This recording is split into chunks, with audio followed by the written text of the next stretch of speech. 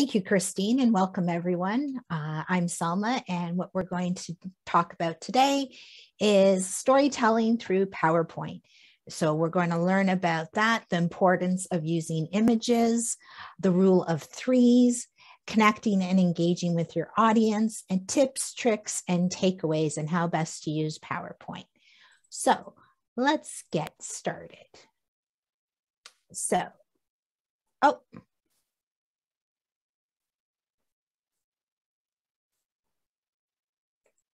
All right. So storytelling. Storytelling will, here I'm going to explain how it will help your digital presentations, because people think, oh, I'm just going to do a presentation. Well, no, we actually have to start thinking about what we're going to talk about in our presentation. So storytelling is older than writing. Humans have been storytelling from the beginning by using cave wall art to assist the storyteller in telling their story. This cave painting that you see on your screen is from Indonesia, and it dates back to nearly 44,000 years ago. That's how old cave art is and storytelling. It's believed to be the oldest record of storytelling in the world. Now, with the invention of the internet and computers, we have digital storytelling using PowerPoint slides as our cave art. So now we're going to learn about the recipe for storytelling. So there's some basic ingredients when you're making your storytelling recipe. Define your purpose, identify your audience, research and organize, outline your script, have a storyboard, gather your images, your audio, and your video, mix it, blend it, and revise, and then deliver it to your audience. So now let's break down each of these ingredients. So our first is to define the purpose. So at the end of our story or presentation, the audience will do. So do you want them to do specific tasks? Do you want them to feel a certain way, happy, sad, excited, revved up? Or do you want them to know something?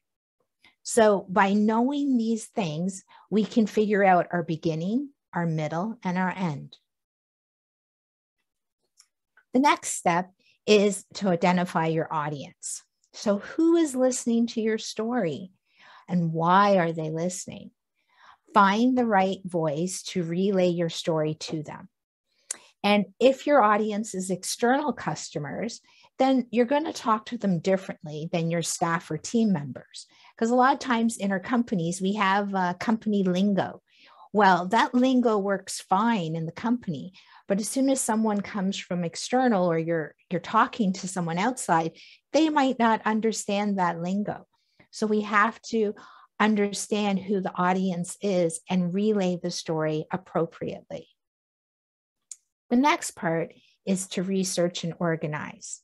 So collect your facts, statistics to support your story, find quotations that will help with your story, analogies or other stories that can support the main points of getting your story across. Then we take that research and we put the main points on Post-it notes so you can visually see the story from beginning to middle and end. So I'm going to do a little show and tell. This was my PowerPoint. I started putting the Post-it notes on a piece of paper, and then I can move them around. So you can use big or small, but the Post-it notes really do help. Because the worst is you sit down, open up a blank PowerPoint, you're like, okay, let me start typing.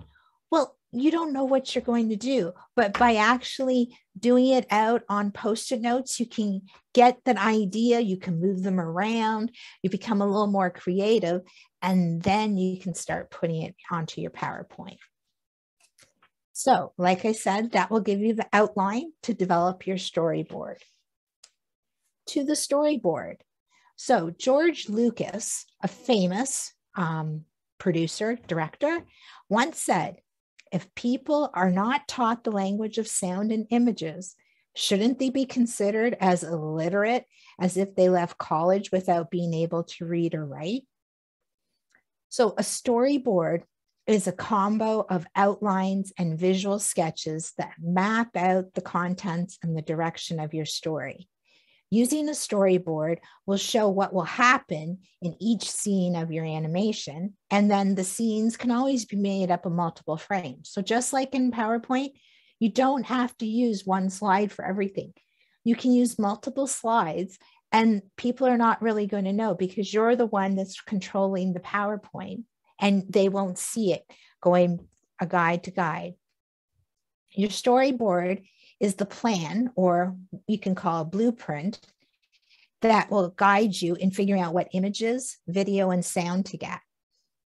So now that we have that, now we're going to talk about images, audio, and video.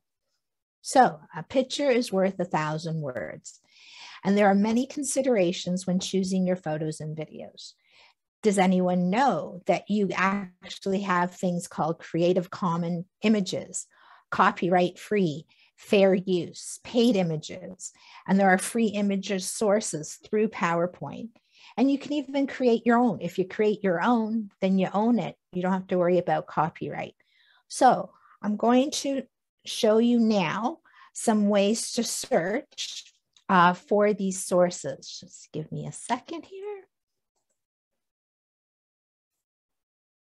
All right, so here we have Bing. So Bing is from Microsoft. When you go to Bing, there's the image section. When you're in the image section, the first thing you want to do is put what you're looking for. So it's a cold, wintry day here in New Brunswick. I'm going to put the beach. So I'm going to look for beach images. So I'm going to get tons of images. The first thing I do is I go to a section here that says license. Here, you'll notice I now have all these choices. I have Creative Commons, public domain, free to share and use, free to share and use commercially, free to modify, share and use, and free to modify, share and use commercially. So you see there's lots of choices. So in this case, I can go to free to share and use for this purpose. And there's pictures there. Now, I might also want a certain size. So now I can go to image size and say I'm looking for a large photo. So now I can see a photo according to the size. So that's how we do it in Bing. When you go to Google Images, it's a little bit different. In Google Images, I'll just put the same word, beach. You will go over to the Tools section. And the Tools section now has usage rights. And you can see they have two options, Creative Commons licenses, commercial and other licenses. So if I choose the commercial and other licenses, there are the beaches, and I can also choose size, large, medium, or an icon. I'll choose a large. And I can choose those pictures that I want. So that is the proper way when you're looking for a video, a photo through those. You also have the option too of Pixels, P-E-X-E-L-S. That's also a free website for video photos too. So you have those options. Also, I like to mention too, I'm just going to go back to my PowerPoint. You'll notice in this PowerPoint, I have this, what they call a word cloud. Well, actually in PowerPoint, there is an add-in. It's a free add-in called Pro Word Cloud. And I actually designed that through the add-in through PowerPoint. So, and once at the end of this session, what I'll do is I'll actually show you too how to search through PowerPoint for the images, but we'll continue that on once we do the tips and tricks. Okay. So now we have all of those. We got to mix it, blend it, and revise it. So this is where you take all those things, You put it and coming alive, you tweak it, you view it from the listener. Is your message clear? Is it too long? Will it keep the viewer engaged? That's what you want to make sure. If it's too long, take things out and maybe make it clear and concise. And you want to remember, are you answering that first question? At the end of the story or presentation, the audience will do, feel, or know. Right. Now it's time to deliver. So when we're delivering, it's important to rehearse this from beginning to end. You might want to time yourself. There is a section in PowerPoint called Rehearse Timings. I'll show you where that's located. I always present in front of my family members. So I'll ask my husband to come, or I'll go downstairs and take my PowerPoint, my laptop downstairs and present in front of him. Set up a practice Zoom call. That's pretty simple. You have friends. You might have coworkers that have a few minutes. You want to practice, how does it work on Zoom so you feel comfortable, or on Teams or WebEx. So you want to see that you're presenting and you feel comfortable in the screen. What I have right beside my camera is a Post-it note that says, look here. So it reminds me to look there so that it looks like I'm looking straight at the audience. And you can always try standing instead of sitting, because when we do stand, our voice changes. I know some people, I'm also an assistant producer, and when you're producing sessions, I'll have facilitators who stand, or they have a stool that they'll sit on. So it makes them feel a little bit, more like they're actually in a conference room presenting. And it's always important to smile. You don't want to see a frown. You want to see a smile. That makes other people feel engaged with you also. So now that we have that, now we want to talk about the rule of three. We remember three things. The rule of three is one of the oldest in the book. Aristotle wrote this in his book, Rhetoric. Put simply, that people tend to easily remember three things. So I talk about the rule of three is because what do you want your audience to remember at the end of your presentation? Is it the beginning, the middle, the end? Are there certain things you want them to learn? So here I have a video explaining and giving examples of the rule of three. Professor Siegfried, what is the rule of three? Well, Sarah, the rule of three is a writing principle that suggests that things that come in threes are inherently funnier, more satisfying, or more effective than other numbers or things. The reader or audience of this form of text is also more likely to consume information if it is written in groups of threes. Professor, have you any examples to explain this rule? Examples include slogans such as Friends, Romans Countrymen, to films such as The Good, The Bad and The Ugly, and The Three Amigos. Advertising slogans. Slip Slop Slap is the iconic and internationally recognized sun protection campaign prominent in Australia during the 1980s. So as you could hear there are the rules of threes. So with that, now it's time to engage our audience. So how do we do that, especially virtually? How do we engage our audience? Well, some ways you can do this is ask them to use the emojis. So in the chat box, you'll see there's a little check here, and you can add an emoji, ask them how they're feeling. You can take a poll. So many of these platforms have polls where you can pop them up, or you can do the old-fashioned way. You can say, okay, everyone raise your hand in front of their camera, and then you can count so they actually feel engaged. Ask questions, but not just any questions. You want open-ended questions. If we ask those closed-ended questions, you're only going to get yeses or nos. But the open-ended questions give more thought and let the people speak a little bit more freely. Change your tone of your voice. throughout the session. So we don't like a monotone. You want to keep it more like conversation. Now, if you keep it like a conversation, then people are engaged. And you'll notice too, great storytellers start off and then they'll change their voice and they'll go up and down. So maybe you can do that also. You can also have other voices. So just previously, I had a short video. You can also play music. There are ways to play music for your breaks or to enhance your story.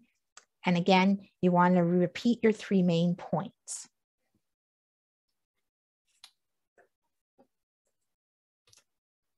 So now we're at the end where we're going to talk about the tips, tricks, and takeaways. So what I'm going to do here is I'm going to explain these. I'm going to talk about them. I'm going to stop my PowerPoint, and then I'm going to show you how to do these tips and tricks. And then I'll see what kind of questions are in the chat box. So I guess I'm going to start with a little poll. And what I like people to do is put in the chat box, how many people have used the Slide Master? Show of hands. I'm going to put on my screen here, see if anybody, or put your hand in the chat box. Has anybody ever used the Slide Master? See, not, oh, I see JF did. Very nice. Thank you. Nila, thank you. Yeah, okay. So you can see some people have used it. It is a really, really handy tool. When you use your Slide Master, you're going to have consistency in your colors, your font sizes. You can even make custom slides so that things are always consistent. Now, how many people, now this is one that a lot of people don't know. How many have ever made their outline of their PowerPoint in Word and then sent it to PowerPoint? How many people have done that? Show of hands? Oh, Neela, great. You're really good at this. Awesome. Okay, so if you haven't, it's a really handy tool, and I'm going to show you how to do that. Now, another little trick is we don't need the company logo on every single slide. A lot of times they're here, especially if they're coming to an online, they're already in the room. They know who you are. You want to probably have it at the beginning and at the end, but we don't need it on every single one. Less text and just use the keywords. So when I have the keywords up there, I actually have everything on one of those notes pages. So that helps me remember what I need to talk about, and I can then elaborate on those keywords. As you can see on your screen, this actually is a picture smart art. So I actually used the picture smart art to design what I was going to talk about. So you can see there are no text. These items here are actually clip art of actual buttons from PowerPoint. So one of these here is talking about the lists, have it out come one by one, and that actually helps people see, or helps you also pause between each bullet point, hopefully, and emphasizing what you need to talk about. Transition slides. So the transition between slides, we probably want it subtle. If it's a little too fast, sometimes the online, if your internet connection isn't great, it doesn't look as smooth. So you probably want to practice that too. And you want to learn the keyboard shortcuts. So F5 is to start a PowerPoint right from the beginning. Now, if I want to start right from the slide, I press Shift F5. And did you know, in the middle of the screen, so if I wanted to say, all right, we're going to have a quick break, but I still want to keep my PowerPoint on. If I press the letter W, I get a white screen. It's great. Nobody can really explain. They're going to be focusing on you, the actual presenter. And I press W, my PowerPoint slides come up again. I can also use the letter B, as in my last name. And I can have a black screen, and then I can come back again. So those are some great tips. I'm now going to show you about the outline and the images. So I'm just going to stop this one here and we'll go off. And if anyone has any questions, you're welcome to come off of mute and let me know while I get my stuff showing. Okay, everyone, let me just share my screen again. Oh, no, I'm not done. I'm actually, oh, you're not? Yeah, I'm going to show them how to use the Word to PowerPoint. Okay, I'll hand it back to you. Thank you, Christy. So this is a Word document. You can see I'm in outline view. So outline view is actually found at your view tab. In the views group, there's outline. So when you have an outline view, we're using levels 1 and 2. So I've put the welcome, that's a level 1. Agenda is a level 1, that's going to be another slide. And on this slide, I'm going to have welcome, today's session, and breaks. Those are level 2. Today's session's a level 1. And level 2 again. Now, if I want to move them back and forth, I can always move them by promoting them or demoting them. Now, to take this outline to PowerPoint, we need to add a button on our quick access toolbar. So if you're not familiar, at the top of your screen, you'll have a little gray area. It's called your quick access toolbar. And you'll have a little drop down to customize your quick access toolbar. So I'm going to click there. I'm going to choose more commands. In our quick access toolbar section, you'll have 2 boxes, the commands that are available on the left, and on the right is what's on your toolbar. I want to add that send to Microsoft PowerPoint. So under popular commands, I'm going to choose commands not in the ribbon. These are all the commands that were in the past and all the older versions, but Microsoft decided we don't have room for them on the ribbons. We're just going to hide them. And if you want them, you can put them on your own ribbon or you can make it on your own toolbar. So quick note, if you're in the quick access toolbar and you want to go to a section that's not at the beginning, just tap at the beginning and then tap the first letter of the word you're looking for. So in this case, I'm looking for S. So now I'm down to the letter S area.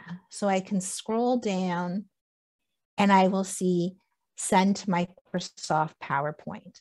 And then I would add that over there. I already have it on mine. So I click OK. So now that I have my outline, I can now go up to my quick access toolbar. And when I click send to Microsoft PowerPoint, it's going to open up PowerPoint. And as you can see, I now have the welcome on one slide. Slide 2 has my agenda and then the bullets. And slide 3 has today's session and those ones. So you can see sometimes it's really helpful just to type it out in Word and then send it over to PowerPoint. So that's a quick way to take your information from one to another. Now, the other thing I wanted to mention too was when you're looking for pictures. So if I wanted to insert a picture, when you go to insert pictures, PowerPoint also has stock images. So when I think you can see the stock images that comes up and you'll have a choice of images, icons, cut out people, and you can actually click on those and insert them into your document. Hi, Salma. Yes. We are still, I think you're only sharing your Word document. We don't see your PowerPoint. Thank you very much. Thank No you. problem. That's the joy. I have to share my whole screen there. So yes, my fault. So yes, I'll do that again. So it's going to insert pictures and you'll see stock images. So when you do that, you'll see there's images, there's icons, cutout people, and you can choose what you're looking for. So if I went back to images, I said I was looking for that beach, you can click on an image and then click insert, and it will insert that into your document or into your slide. Now, and I'm sorry, when I did switch over from Word to PowerPoint, I didn't show you where it went. So when it went from the Word document, you can see there's the text from level 1, there's the agenda, and then there's today's session. Louise asks, will the text in the Word document display on the different slides in PowerPoint? Yes, sorry, Louise, I was a little slow on that. As you can see, yes, it will. So that's really handy. I had an actual boss once. He loved to write an outline view.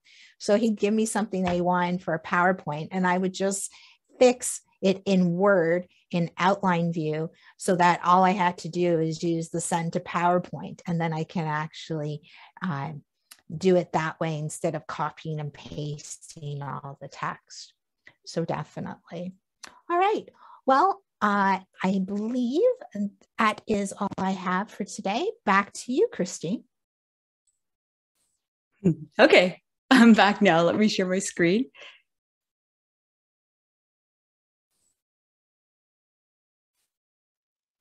Okay. Yeah, it's funny, Salma. I had the same thing. I had a boss that used to do the same thing. So he would do it as an outline in Word, give it to me, and he'd say, okay, now you make it look pretty. Exactly. So I'd have to go through the same thing. And brought back memories.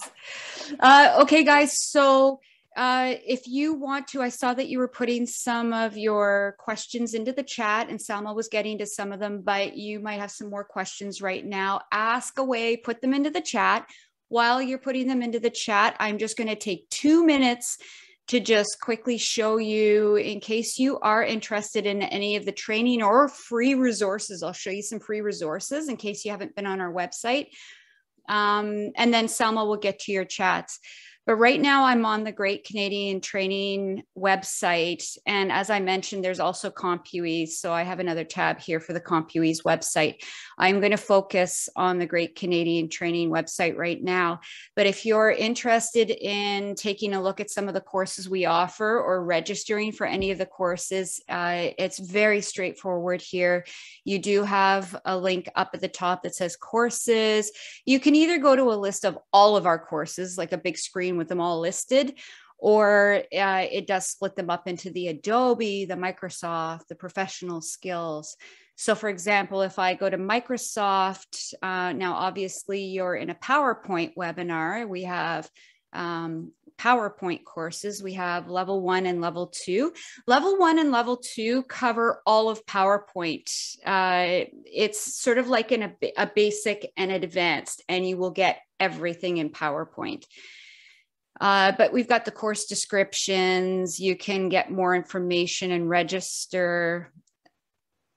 It lists the dates. You can read more about the courses. So there are PowerPoint courses. Selma was also talking about Word and how Word can sort of integrate with PowerPoint. And a lot of things that you learn in PowerPoint, you can use in Word, and things you learn in Word, you can transfer to PowerPoint, which is great. So we have our Word courses. But I also mentioned that we offer professional skills courses as well. So I wanted to point out the professional skills courses, we call them soft skills as well. So things like leadership, communication, personal development. I'm going to go over to communication right now because there's one that stood out to me. Since you're taking the PowerPoint webinar and Salma was focusing on sort of the technical side of presenting and setting up your presentation to capture your audience and keep them interested in your presentation. If you want to go to sort of the other side of things, Joel, who is our soft skills, our professional skills trainer, who is fantastic. His courses are amazing. He runs a course called the Understanding and Developing Effective Communication Strategy and Skills. I think that's the one that I wanted to point out to you. Oh no, there's also the mastering art of virtual facilitation. That's a good one too. So it's sort of on the other side of things, as opposed to focusing on the technical, it's the communicating, presenting kind of thing. So you're sort of doing the other side of things. There's so many courses I could point out, guys. And if you go to the CompuEase training site, it's just a straightforward. You've got your course list. We offer the same kind of courses and professional skills courses. But one of the things that I really like to point out to you, because everybody likes free stuff, I'll go back to our Great Canadian Training website. We have free resources. So for you guys that haven't been in any of our webinars, up in the top right corner of each site, there is a link to our free resources. So we offer things like Joel runs a podcast, a communications podcast. Tap into that sometime when you have time. He gets really good. He runs interviews all about communications, what makes a great communicator. And we also offer free downloads. So for example, we have things like, I think it was Chris, as I recall. Chris mentioned he'd like to see a webinar on accessibility, Windows 10 and Teams, and using accessibility with that. So I do teach an accessibility course, and we've created accessibility ribbons. So you can actually install them in Word, Excel, PowerPoint, and all the little features that I teach you to make your documents accessible, they're right there on a ribbon, sort of like one-stop shop, and you can download these. We have things like shortcuts. Oh, Salma was talking about shortcuts. Get to know your shortcuts. There you go. And we keep putting out more and more shortcuts. And then, of course, the webinars. So down here, you can click on register, and it talks about all of our upcoming webinars. So next month, we have a webinar on top software programs to maximize your workday. And Salma's teaching that again. Yeah, I was all excited when I saw it, and Salma said, "Oh, I'm doing that one too." I'm going to sit through that one, Salma. I want to see that. But it talks about things like Dropbox, Google Drive, OneDrive, SharePoint. I mean, we've all heard of these. Some of you guys might use some of them, maybe not all of them. And it's hard to understand what the difference is between them. Why would I be using OneDrive over SharePoint? Isn't SharePoint like OneDrive? And isn't OneDrive like Google Drive? I know it's really confusing. So Salma will explain all of that to you and make it nice and clear. I'll try my best. Try. Oh yeah, it's going to be good. We have effective time management, take the stress out. Oh, so many webinars. If you get down to the bottom of the webinars, well, not in this case, but in a lot of cases, I just want to point out to you guys, if you scroll to the bottom, there quite often is a page 2. So don't think that that's where our webinars end. You can usually go to a page 2 and then there's more webinars. We're just about to post some more webinars. We've got some great topics. Oh, we got some questions here. Do we have? Yeah. Okay. So one of the questions is, I want to pause my presentation. How can I do so without stopping it? Okay. So as I showed when you pause, you can use the B or the W to have either a black screen or a white screen. So you're pausing the presentation. No one can see what you're talking about. But when you want to go back, you press the B or the W while you're in presentation mode. The next question is, how do I insert slides from another presentation and keep the formatting? Okay. So let me just share. Christine, may I share my screen? Yeah. Okay. Well, I'm not sharing right now. You should be. All right. I'm just going to share. So in this presentation here, this was our one with the welcome and an agenda. If I wanted to put another slide from another presentation, what we have to do is go to the Home tab, and in our slide section, you want to go to New Slide, the drop down, and click Reuse Slides. When you click Reuse Slides, on the right side of your screen, you have a panel. You have to choose a PowerPoint that you will like to go to. So I can go to Browse, and I'm going to use something on my desktop. I have my storytelling right here. So there is my presentation. Now, if I want to insert this slide, the way it looks right at the bottom, I have to choose Keep Source Formatting. So now when I click that slide, it is now in that presentation with the regular source, and the other ones are still with their own design. And all right, that was that. Oh, Louise asked, would references from studies or journals be able to be transposed from Word to PowerPoint? Or do you always need to input the references from studies manually in a slide deck? So if you're doing the references, you can put the references as a hyperlink and put that at the bottom. And then but then the problem is those would only be a hyperlink for you, so that when you wanted to show them, you could click and it would take you to that page. And you're asking, do they need to input the references from the studies manually in a slide deck? Could you come off of mute and explain further, Louise?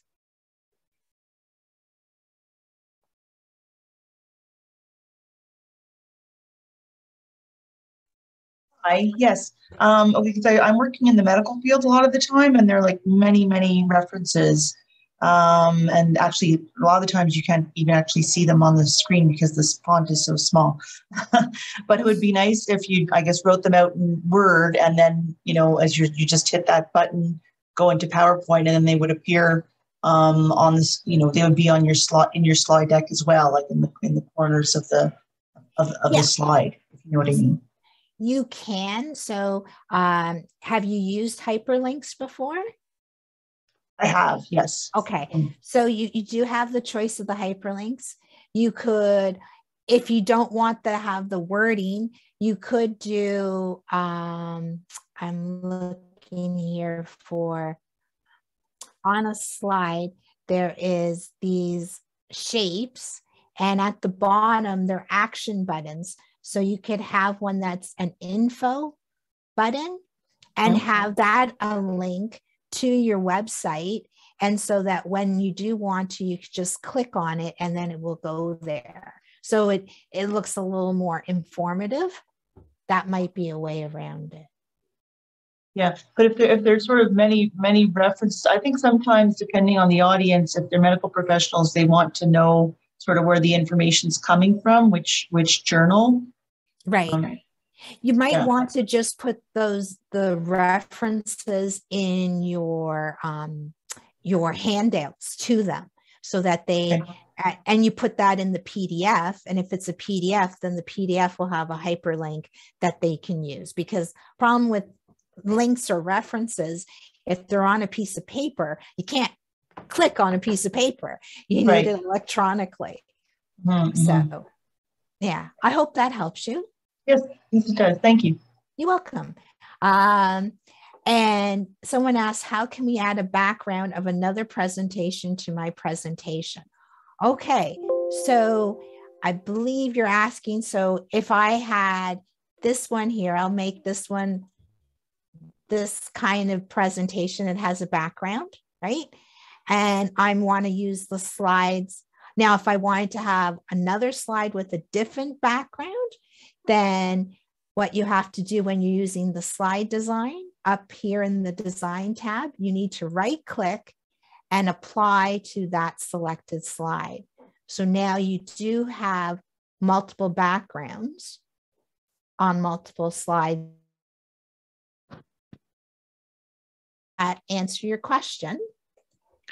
Hi, my name is Laura. Thank you so much. Partially, Often colleagues, they create specific backgrounds with their own imagination, like own design. Everything is like very customized, and right. Often we need to apply that background to our new documents. Right. So it's that not easy to copy paste and to use it. So I really don't know what trick to help me with my job. Okay. So what I'm hearing is, so if you've opened it up and say it was this one, what I would do then is it's what they call a theme. So you would actually save it as a theme. So you would have to go to save the current theme, save it as a theme. Then when you want to apply it, your best bet is to go into your slide master, which I'm sorry, I didn't talk about that. That's under your view tab, and you have slide master. And now you have that whole deck that has that theme, and you could actually see there's the themes. You could actually browse it. And so you would have to save it as a theme and then open it up and save it into a blank PowerPoint. Because are you so kind to show me something which is not labeled in our which is not offered by default by the system, something customized. So a document where you just create a background, let's say you draw a line or something like that. How can you save it as a theme? Oh, okay. So let's say so I'll draw, I'm going to insert some shapes. Thank you. And I'll duplicate them. All right. So we have this, and I want to save this kind of as a theme. So in my design, we don't see what you do, right? You don't we are not. No. Oh. You are still under the old slide. Okay, hold on. I'm going to share my screen again. All right. So here's that screen. I've put the 4 little arrows. Say I want them. I'm just going to make something up. Now, so now I have that. What I can do is save current theme. So what I've done, and I'll do that again, is I'm on the design tab in the themes group. I go to the drop down and I choose save current theme. So now this is the office theme. I give it a name.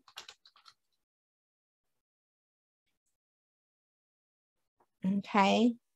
And I hopefully too that background saves. If it doesn't, you can always, I think it should. So now if I want to apply it to another one, let's see here. If I go now to design and I want that current theme, I have to go browse for themes, and I have to look for the ones that are saved on my computer. So it has to be the themes that you save it in the place on your PowerPoint on the document, and then you can pick up the themes. I didn't save it and it didn't save in the right point. Let's see, this one doesn't have a theme. So, but that's how you would do it. And we would talk about that more in the class. We would explain that further. So you're probably best to actually, you come to something like that would be in our level 2 PowerPoint. Thank you, Cynthia. And Chris says, are you in Office 365 web or desk? I have Office 365 desktop version. Did you have a question about the web-based PowerPoint, Chris? Okay, no problem. All right. Well, thank you. I'm going to stop share and back to Christine. Oh.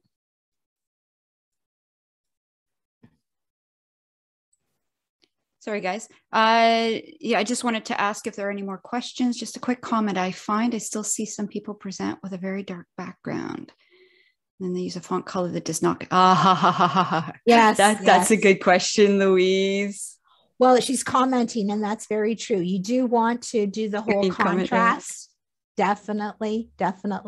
And it also depends too, if you're doing it on a screen, maybe, try grayscale and see if it is going to look grayscale, because you might have it perfect with the dark background, but then when you try to print out the handouts, the slides, you can't read anything.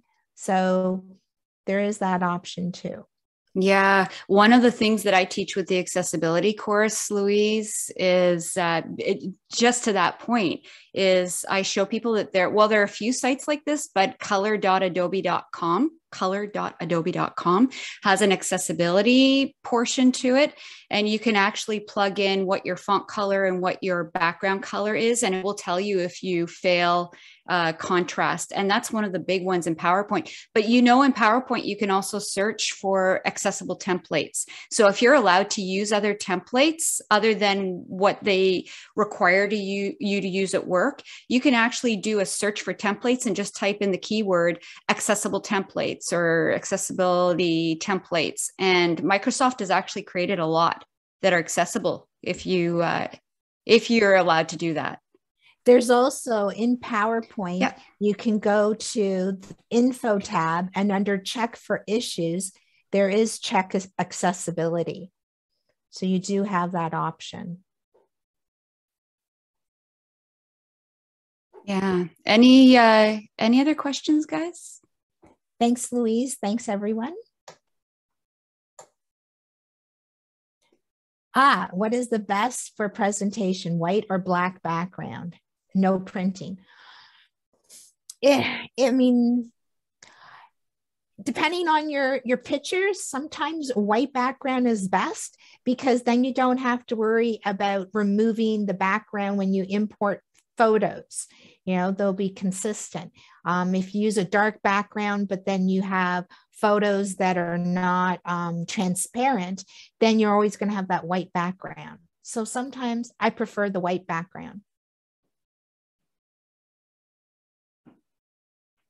But it depends on your company too. A lot of companies have, what do you call it? They have a policy on how the colors are, the fonts and all that. So based on your company, you want to go with what their media style or their style guide says.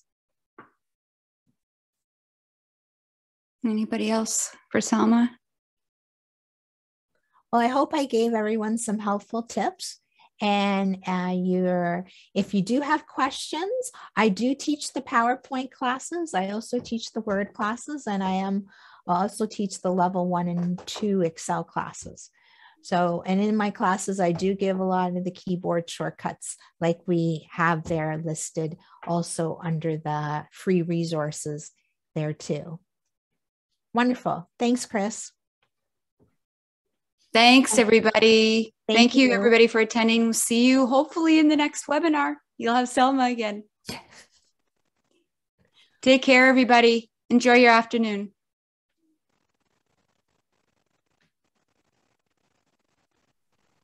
Thank you. It was amazing. Thank you. Thank you. Louise says, is there a way to adapt your PowerPoint slides for breakout sessions? If you're doing breakouts in Zoom, a lot of them, they can't see the main slide deck. So the main slide deck doesn't go to the breakout sessions. So that's a little bit different. WebEx is also different. In Teams, Christine can tell you if you can have separate PowerPoints for the breakouts. Well, with the breakouts, you're sending a bunch of people to different rooms. So are you saying that everybody in the different rooms, they're going to be presenting a different part of the PowerPoint? Like, I'm not sure how you're planning to use it. Like exactly what your question is. I mean, in PowerPoint, you do have an option to create custom slideshows. So you can have one PowerPoint presentation and actually create several custom slideshows out of it.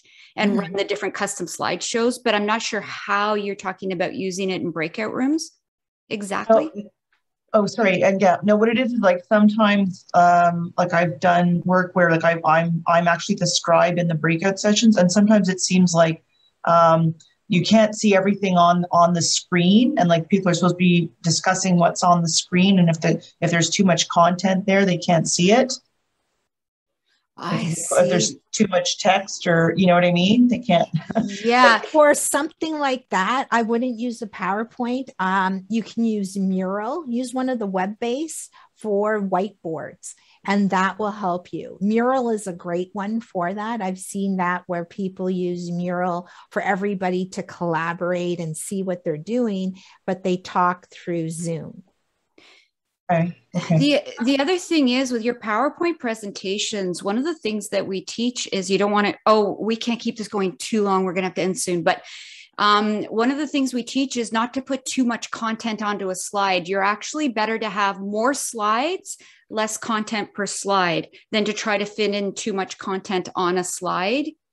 And then if you have a lot of content, if it's possible to break up the content into bullet points, make them short and sweet, and you do most of the talking. So there are a lot of tips that you'll get like that from our classes too. So we could be able to help you out with those kind of things.